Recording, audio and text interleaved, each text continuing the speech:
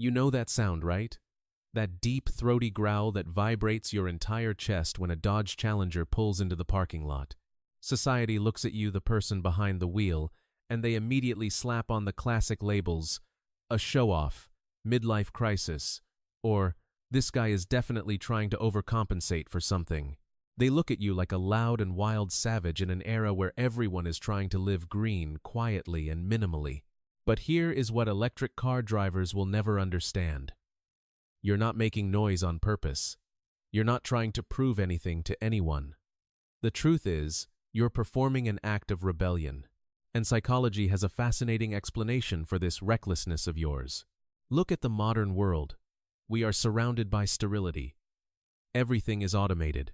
Modern cars today are exactly like smartphones with wheels, silent, smooth, touchscreens everywhere, and computers decide for you when to brake and when to steer. Driving an EV sometimes feels as soulless as replying to a work email. But you're different. You feel suffocated in that perfect, sterile environment. You crave a physical connection. You choose the Dodge Challenger, not because it has the best aerodynamics or the smartest tech. You choose it because it's a pure machine. It's heavy, it's bulky, it requires you to actually drive it. Social interaction out there might be fake, your boss might be two-faced, but a V8 engine pushing out 700 horsepower never lies. Step on the gas, and it gives you the naked truth. But why does the roar of the engine or the vibration of the steering wheel satisfy you so much? This isn't a hobby.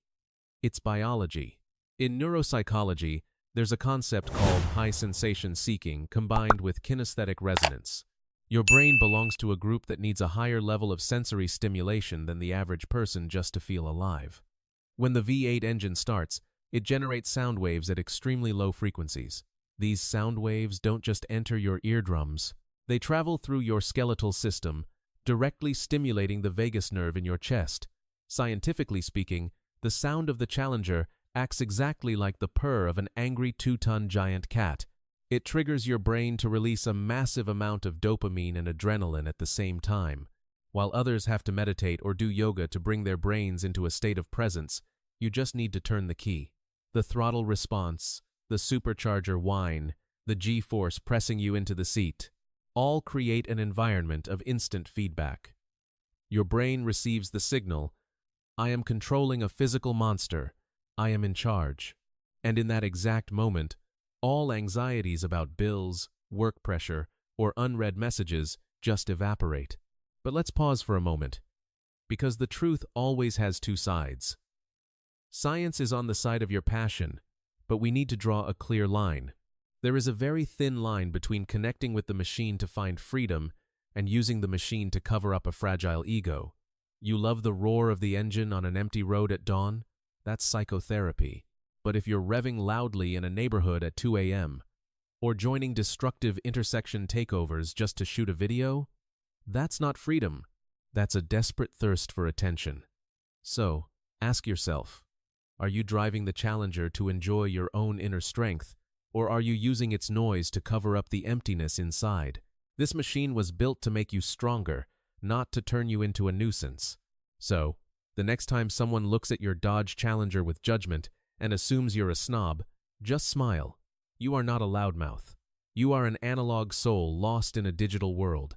You refuse to be algorithmized. In a society where people willingly surrender their safety and control to computer chips and autopilot, you choose to grip the steering wheel with your own hands. You choose roughness. You choose human flaws over emotionless efficiency. That is not being outdated. It's a proud refusal to compromise.